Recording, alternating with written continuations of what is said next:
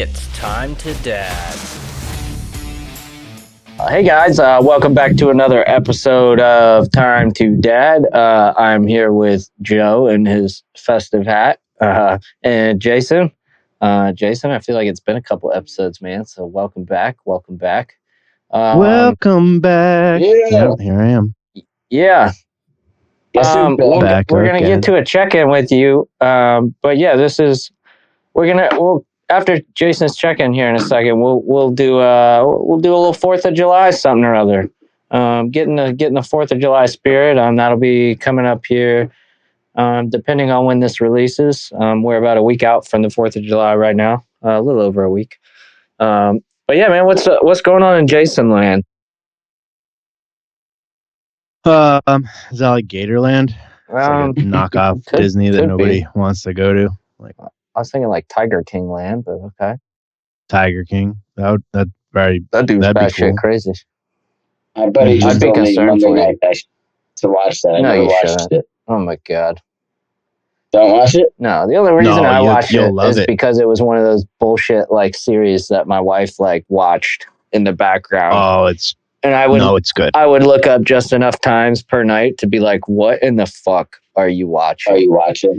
It's just I don't know. I don't know. I just don't like stupid ass shit. And I thought that was a stupid ass show. It's fascinating, the documentary itself. How long is it? How many episodes? Well, there's like a follow-up. I think like the first one was like 6 episodes or something, and then there's like a second like follow-up second part to it. So, but it you'll get through it quickly. It's very funny, but it's like it's just one of those bizarre things where it's like, this is like when real life is better than art, better than a movie because it's more ridiculous. But I mean, how much of that is true? I don't know. I would say most of it. The guy's pretty crazy. Like, he's pretty real and pretty crazy. But yeah, he's wild. He's wild. Almost like you, Jason. Almost like you. Yeah. I mean, I'm not like running an illegal tiger zoo with 2 husbands on the side. I mean, a little bit of a spoiler for you, but like that's the tip of the iceberg, man. You don't even like, come on now. But it is it's quite a documentary. But in Jason Land, back to the point of everything, which is me. But in Jason Land, I have once again relocated. I do feel something. So this is not uncommon, by the way. Those of you who think that I'm just deranged and on like a downward spiral, you're only like half correct. I'm just deranged. I'm not like spiraling out. This is very common in sales for automobiles, actually. And I did stay within the same group. So 3 of these jobs, it's really the same job. It's just there's 33 dealerships. So you kind of, if you want to try a change, I think it's more than that, but honestly, like it's the largest privately owned auto group in New England now that Herb Chambers no longer is Herb Chambers. They're not locally owned. They sold out to like a national brand. But because when I was a kid, that was the biggest auto group everybody knew of. So they're the group that I work for is massive. But I did relocate. It was not harmonious. I think I made a decision in a lot of ways poignantly for the show as a dad. We knew, obviously, when I first made my big announcement about going out of car sales and getting into the fire alarm sales, which was a whole other nightmare for different reasons, that the biggest priority for me is hours and time with the kids, because sales doesn't really allow for that. Well, obviously, was not really calculating just how addictive it is to dealership like Toyota. Well, all right, I don't want to. I guess it doesn't matter. Who the fuck listens to the show? Toyota of Nashua, But so that's like a very big Toyota, the largest in New England. It's a machine. It's like they pump out volume. They have 40 salespeople. Like it's a very big, busy store. It's the kind of store where anytime you're there, you can probably find a customer somehow. Like it's like, so for a salesman, or that's a double-edged sword, because not all those are viable customers, and it actually creates kind of a laziness or a complacency in that you don't really have to do anything. You can just kind of stand around or walk around, and sometimes stand around and walk around completely inebriated or whatever else. Like, and that's very common in sales. Like I've seen big time. And I'm not saying that I mean, obviously I'm saying that I've smoked weed or whatever while selling cars, like, obviously, but I'm saying like people have hardcore drug addictions. They do a little too. There's pills, there's drinking, like heavy drink, like it's a wild and crazy world, which doesn't surprise many if you think about the nature of what we're doing. But there's very little, if you sell cars, I mean, that nobody really bothers you.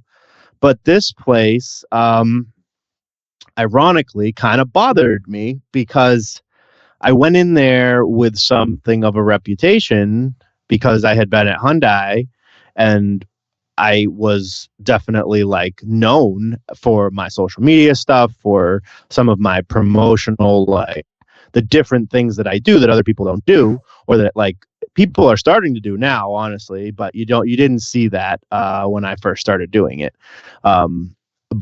And it is funny, I have like minions. I have like people that I've worked with that I turned on to some of the training social media techniques and they do the same thing. Like you can go watch their videos and their little stories.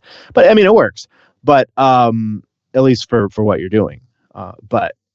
So they didn't really like, and I guess it just that it's such a big environment. You have to kind of fall in line. Like you have to really follow their way of doing everything. And this will come as a shock to our listeners and to you guys, but I don't really like that. I don't like being put in a box on rails. It's not my style. And that, like, if I wanted to do that, I would have done a normal 9-to-5 job. I would have done something with pixie dust and numbers, like Joe, really a fantasy job. But it's not my thing. I like to just kind of float along and have some fun with what I'm doing.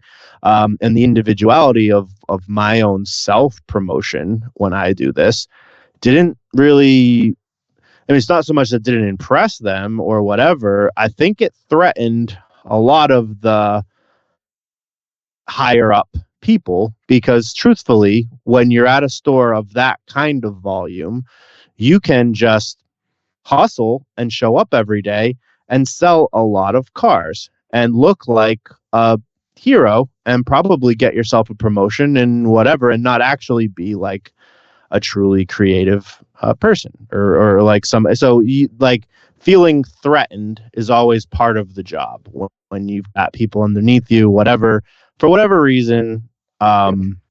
Multiple managers that were either younger than me or didn't like what I did, didn't like that I don't really always listen when people tell me to do something that I don't want to do. It was not a harmonious marriage, and couple that with really not seeing my kids at all, because they're open 7 days a week. So it's your every other Sunday. They give you a random day off on your week that you don't do Sunday. So it's like trying to have an agreement with my soon-to-be ex-wife where I see the kids was very like 2 nights here, 2 nights there. Like we don't even know what's happening with the house as it is. Like very in flux, very bad timing for my own personal reasons. But in the end, it just wasn't a fit, which is ironic because it was almost too busy, which creates a complacent attitude. And it did so even in me. So when you're at a car dealership or doing a sales job where you get that feeling in your gut where there's like nothing going on and there's no one coming in for like a day. Like literally you feel like you sat on that sales floor and it was like tumbleweeds and you didn't see anybody come in. And you start thinking about the ridiculous of the job. You're like, that's a gut wrenching moment for most people who've never done car sales, but it's also a very motivating moment for people who have, because it's like, all right, I have to drive my own business. I have to do my own promotions. I have to do my own advertising. I have to drum up my own appointments. And ironically, that is it actually suits my creativity more than I'm just gonna like hang around and maybe get fucked up or something, or I'm gonna go like sit at my desk and play on my phone, or do a little bit of follow-up here and there. But really, like, it creates like a laziness. Like, it's not hard to sell a car when there's 400 cars being sold there, 500 cars being sold there every month. Like, you can't really be there every day and not sell a car. Like, think about it. Like, you would have to really try to not meet someone who very much just wanted to buy a car, and it wouldn't have mattered who the fuck was standing there. So how many people would you say come into a normal dealership? You've been at a bunch of dealerships, like, that you talk to on an everyday basis that walk in. Like, not how many come into a dealership in total, but like you actually speak to on a daily basis. What? How many customers? Yeah, how many potential customers come in that you speak to every single day? So at a normal dealership, I would say you get somewhere around 2 to 3 ups a day if you're good. So that's 2 to 3 2 to 3 opportunities a day. That's like an average kind of thing. So you could be at a dealership that's really not busy at all and have 1 opportunity a day, which ironically is kind of what I have now, what I'm dealing with at this place. It's a smaller, they're relocating to a big building with more exposure. It's 100 degrees, out this way in the last few, the heat has been unbelievable. So that's not a great time to go into a car lot and stand on hardtop. So it's not really a great sample, but I could see this place being that type of environment. Whereas I would say on the average Saturday at Toyota Nashua, I would see 7 to 8 opportunities to sell a car. Okay. But ironically, on a Saturday or a Sunday, the vast majority of those people are straight shopping. There's no scenario where they're gonna even if you're the best salesman in the world, like, they're not going home with a car. They're fucking shopping. They needed something to do on a Saturday and wanted to test drive cars. Mm-hmm. Like, it doesn't matter. So that actually is a frustrating aspect of that type of a store, where you do get a lot of shoppers and you are so inundated with customers that you can't say no. There's nobody else available to help them out of 40 salespeople. Like, everybody has customers at certain points, or they're doing something else, or they're going, they're off that day, whatever. So those are not customers that I did. Those are shoppers, and they're not really viable opportunities. And that's not to say that you ever complain about opportunities, but it is a weird dynamic. The opportunities for them to come back, and maybe, but if they don't like the car, they don't like the car. And that puts a pressure on you to be excellent at a part of your craft, which is follow up. And I do find myself pretty proficient with follow up, but again, what do I lack? Time. I'm always with a customer at that store. Always. So like literally I go in the next day, I saw 7 to 8 people on Saturday. I saw 5 people on Sunday. I've got, I sold maybe 2 or 3 cars. That's 9 people to follow up with. Guess what? Stumbled into another customer. Get a chance to follow up with those 9 people. So those 9 people, I may have sent them a text or something, but I'm not giving them my full attention or my full effect. Which both of you non-buyers can say that like I'm decent at my job. Like if you give me a chance, I will give you something that's like, oh, that's kind of cool. Like I like to buy a car from that guy. He does a good job. Whatever you might want to say. Like I know the product and I give them a show. However you want to put it, in the end they get the car they wanted, but they're going to do that no matter what. There's fucking 40 places around me that can sell you the same goddamn Ascent or fucking Outback or whatever else. Like you can buy it anywhere. You're buying it from that guy because it's close to your house, and when you went there they made you feel something about that car. They put on a show and made it you buy with emotion. It's an emotion. It's an emotional thing. It's logic. Logic gets you to the dealership. Emotion gets you to the finance office. You sell on your feet, you gross on your seat. Like there's different ways of looking at it, but the emotion is what the salesperson creates. That's the aspect of it. And if you give them more of a show, if you give them a better service, people actually have been polled, and it's a fact. They will pay more for a better quality of service to get the same goods. They'll say that. If I get a better experience overall and I enjoy myself, I'm willing to pay a little bit more for that. Just like I'm willing to pay a little bit more to get that shit overnight, to get that shit at the store than having it shipped for 5 days or whatever. It's all about that. Well, value over price sometimes, right? That's right. So with 4th of July coming up, right, and all car places always run crazy deals. Is that like a busy day in the dealership, or is that more just like people coming in that day to buy because it's a deal, but it's quick and easy now? So I can say with certainty, because I did work at the biggest dealership around me, and that was something that I think, whether it worked out or not, I wanted to experience. Like what's so like special about this place? Is it really that busy? And yes, it really is that busy. I can say with certainty between that and the other 3 dealerships I've worked at, or whatever the number is at this point. Holidays and sales are overrated. Typically the management staff will over staff a day, expecting it to be, you got to get all hands, you got to stay open on Sunday. It's like, no, President's Day, yes, there was some, and it wasn't like I got more than that crazy, like that 5 or 6 opportunities, 7 opportunities, which is like a normal Saturday or a Sunday at that dealership. However they break out.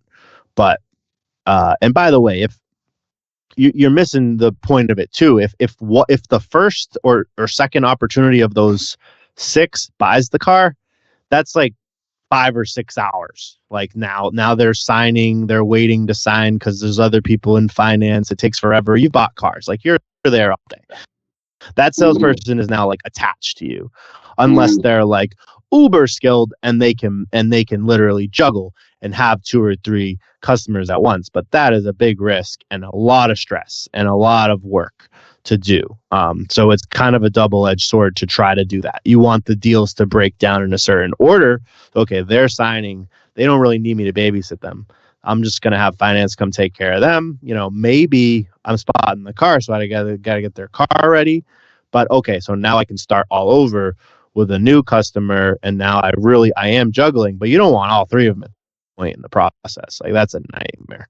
So either way, the holidays are not that busy, more so than a normal Saturday, but they usually hype them up to feel that way. But I have not experienced a noticeable change. increase of volume, even at the biggest one. I feel like I had a busy enough day, but there's only so much I can do in a day. Like, yeah, maybe it was super busy, maybe we sold a ton of cars, but I can only physically handle like 5 or 6 at most. Like, I'm a human, and if somebody buys, it's going to take hours, to deal with that. Yeah, that's just like the last thing I want to do on like my 4th of July as a customer. Like, I don't feel like I'm wasting hours to buy a car. No, so 4th of July is not it. We're closed on 4th of July. That's like one of the very few. It's like Christmas, 4th of July. It's like a major holiday. Okay. So that's I didn't think so. Should close, but all the other holidays, President's Day and Labor Day, and all these days, yeah. If it's a holiday, they try to make it a sale. But you're off. So what are you doing 4th of July then? Well, lucky me, my day off is Friday anyway, so it doesn't make a difference. Like, it's just my normal day off. Yeah. I might try to some shit up? Yeah, I mean, Are fireworks not legal personally. there? I might watch people blow stuff up. Well, No, that's just not as good. here.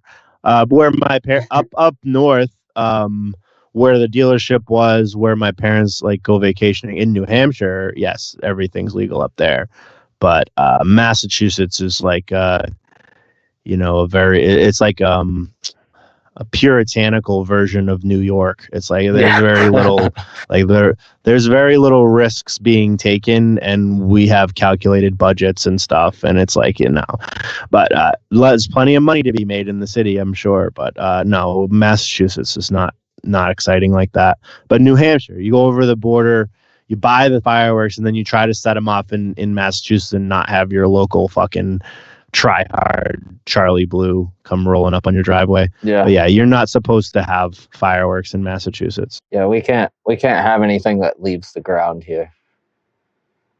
Which is No. Amidst showers of I mean, sparks is okay, sparklers are okay, poppers are okay, but once you get into like bottle rockets and things that actually go up in the air, they're like, nah, none of that shit. I think that's the same here. I mean, nobody obviously. Yeah, nobody follows everybody that. does them. Yeah. It's like one of those like. I need to Can't hear catch us all, in the motherfucker. post. Yeah, well, exactly. It's kind of like one of those things. I don't think any of the cops really care. It's a law that they just go, it's freaking 4th of July. Yeah. Have fun. Just don't be. Yeah, we go. So we'll be down in the Outer Banks down there in North Carolina, and the 4th of July, usually where we stay, you can just walk to the beach, and we're kind of between 2 piers, so all the big piers along the ocean front there, they all do have like a fireworks show. And so we usually walk down to the beach with the cooler and, fun shit for the kids, because we get there kind of early and fucking dick around until it actually gets dark. But then you have like dueling piers doing fireworks. And then you also get the crazy sons of bitches that come down there with like the big ass fireworks and try to blow their friends up. Which that's cool to watch. The kids like that kind of shit more, where it's like, they're still pretty nice fireworks, but they're like, 30 yards down the beach from us instead of like 300 yards away. So we have a good time. That's cool though. Yeah. So I've always wanted to see it go over the water. That was like one thing we've never It's cool, dude. It's and it's different with the waves too, but with the water, you get like this kind of never-ending reflection and different refractions of the light, obviously, because it's over water and shit. And so it's pretty cool. And then you've got houses up on the beach because there's a big dune, right? The barrier dune that kind of protects the houses. And there'll be people that leave their lights on their houses. And so you can you get all the smoke that goes down the beach, and it kind of hazes up like the whole beach in certain areas, which is cool. But no, it's a good time. There's always kids. I think we buy glow sticks for the kids, and they fucking love. Like, we buy little glasses that are glow stick glasses and little necklaces and bracelets, and it's really just so we don't lose them running around in the dark. But they don't know that, so they think it's like the best freaking thing ever to run around with 3 million glow sticks attached to them. So it's a good time. But we've been going down there the 4th of July for, I don't even know how long, probably since I was like 10 years old. We've been going down the 4th of July week every year. So that's like our our one big that's your vacation thing. really is to the beach every year. How old are your sister's kids? Oh Jesus, how old is Jackson? So one of them will turn 7 while we're there. He's the youngest, and the other is turning 10, I believe. I think they're 3 years apart. They're 2 or 3 years apart. So close. Yeah, so one of them's the same age as Emerson, pretty much. He's 6 months older. That's awesome. But Emerson clings to his older cousin, which is funny. A lot of times he wants nothing to do with his cousin that's the same age as him. Same exact thing. We have to get on him all the time. We're like, what the fuck? Like, doesn't want to sit next to him when we all go out to dinner. Like, he's a little asshole about it. So we gotta get him in line sometimes. But that stuff doesn't work anymore, which is why I had to open this fireworks stand. I wasn't getting by on my tracking wages. Come on, the tracking stuff, man. I was gonna say, why can't I think of the name of this movie? And I've got to figure out a way to sell more fireworks. I'm going broke with this venture also. Are you nuts, dude? You need stuff to explode. Go boom. Why is that good? Why boobs good? Might as well ask, why is the tree good? Why is sunset good? Why are boobs good? Man, firecrackers. Stick them in mailboxes, you drop them in toilets, you shove them up bullfrog's ass. I would never do that, because I'm going to be a veterinarian. Well, there you go. Someone shoves an M80 up a bullfrog's butt, blows him to pieces. He comes back to you to fix it. You win twice, bro. No Roman candles or screaming memes? No. Oh, come on, man. You don't got no lady fingers, buzz buttles, snicker bombs, church burners, finger blasters, gut busters, zippity doo-dahs, or crap flappers? No, I don't. You're going to stand there owning a fireworks stand and tell me you don't have no whistling bungholes, no spleen splitters, whisker biscuits, honky lighters, hoosker doos, hoosker don'ts, cherry bombs, nips and dazers, with or without the scooter stick, or one single whistling kitty chaser? No. Because snakes and sparklers are the only ones I like. Dude, there's a place called South of the Border that's like 4.5 hours from here. Have you been there? Yeah. It's like the biggest like fireworks distributor on the fucking East Coast. And they sell like the big boy fucking mortars. They sell all the like accessory fuses so you can like make your own displays and shit. It's fucking wild. But back in my younger days, we used to go down there and stock up on shit and come back here, which we'll pretend like I didn't really do that if there's any people listening that care. But it's illegal to cross the state lines with fireworks. Yeah, we'd go down there and get the good stuff, and then we'd come back here and we'd do stupid shit like we'd all bring like, you know, those Rubbermaid round trash cans with the like kind of dome lid and the handle. Yeah, we'd take those and we'd run around a big fucking field that my buddy's church owned. That was out in the middle of fucking nowhere outside the suburbs here. And we would literally just stand across the field from each other and shoot shit at each other. And awesome. all you had to protect yourself was a trash can lid. Those were simpler times. Somebody would probably get sued if kids tried to do that nowadays. Definitely. Yeah, Definitely. somebody's parents would be trying to shake the tree if somebody got hurt. Yeah. So. I remember one time we were at my like old elementary school, and there's a few of my friends there. We had bottle rocket. I think it was just the bottle rockets, and my one friend was like holding it and like joking, but being an idiot, obviously, and went like sideways. And our other friend, he was definitely a good 20, 30 yards or more away, and it shot, and it literally hit him right there. Like, it was so freaking close to his eye. We literally thought it got him in the eye. Oh, man. And we were like, it could have been so bad. He got so lucky that it didn't. But it was like, we weren't even doing fights. It was just like the one. Like, we were lighting them all off, and then he picked one up. First one, boom. And that was like over. Jesus. Yeah, that was a scary one.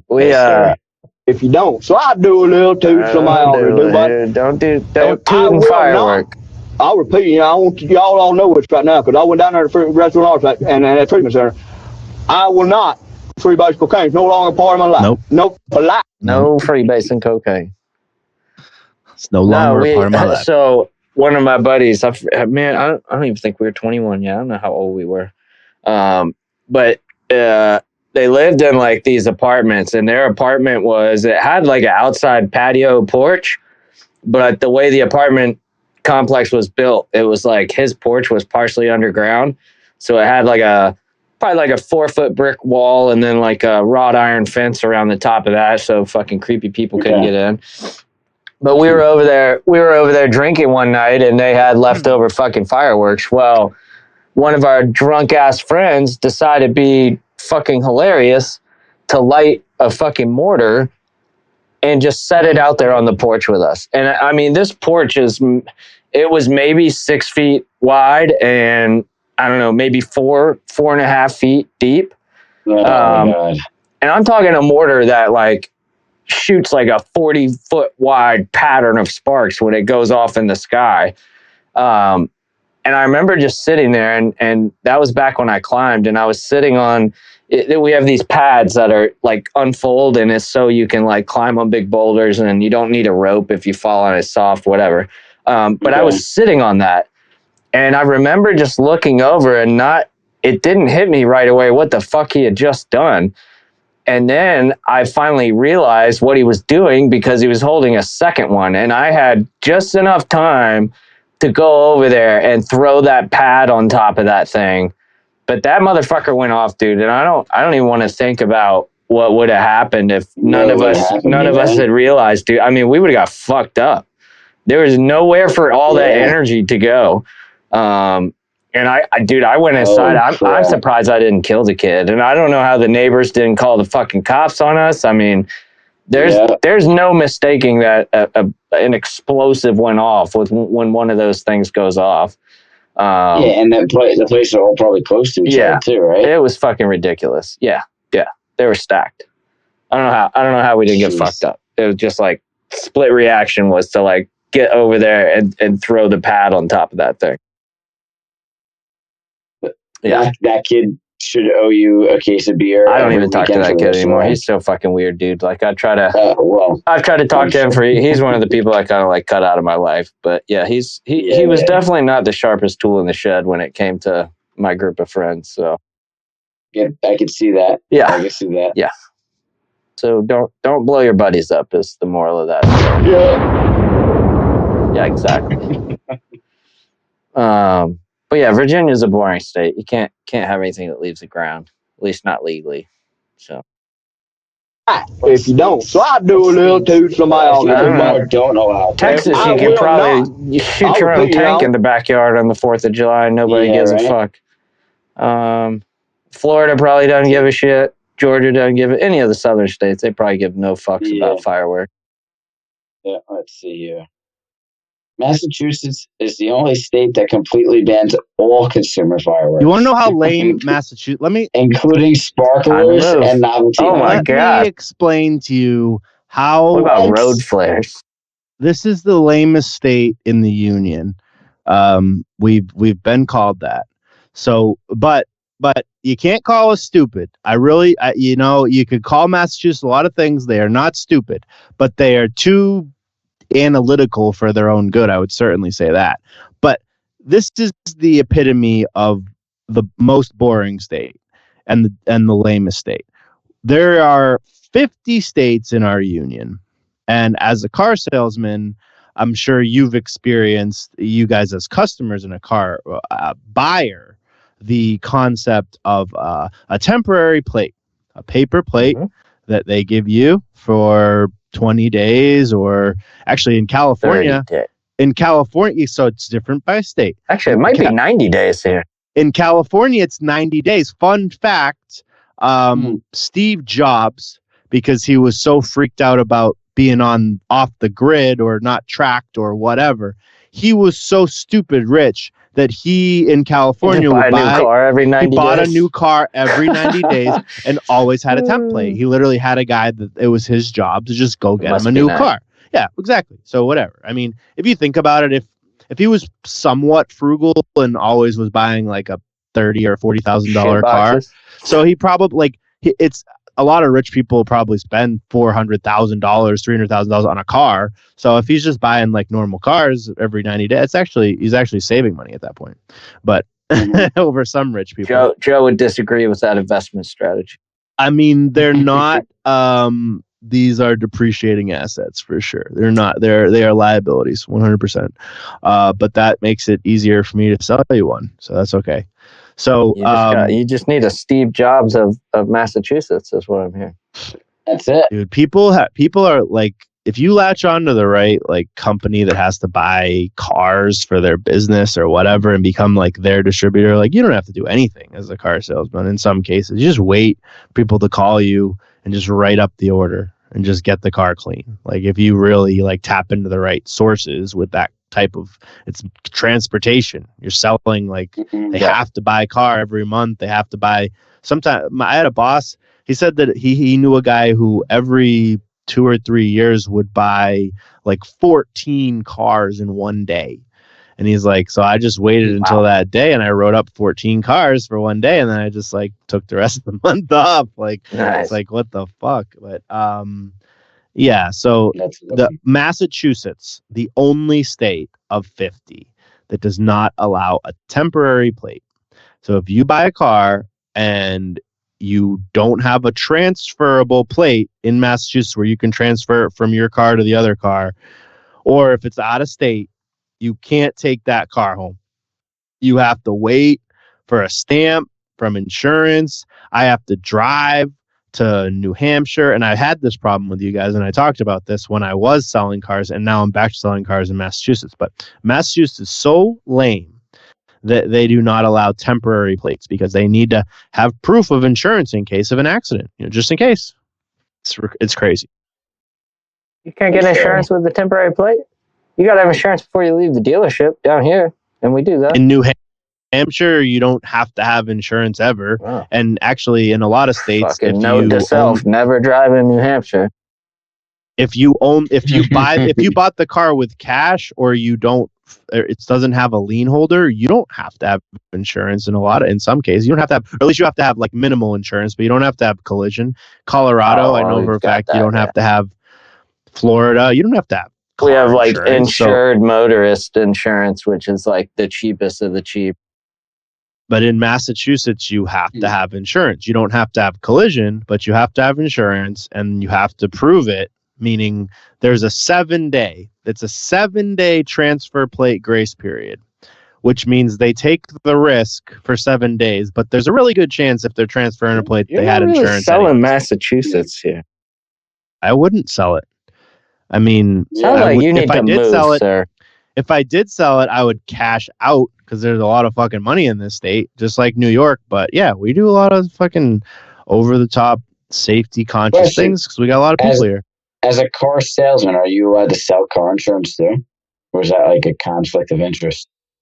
I mean, I don't know if it's legally a conflict of interest, but like if you want to sell car insurance, that's kind of like your job. You're like a broker, and you shop all the different car insurance brands, and you skim off the top of whatever, and you make money off of like finding people car insurance. Or if you work for a certain company, you get a commission off of selling the policies. But it's anything you sell.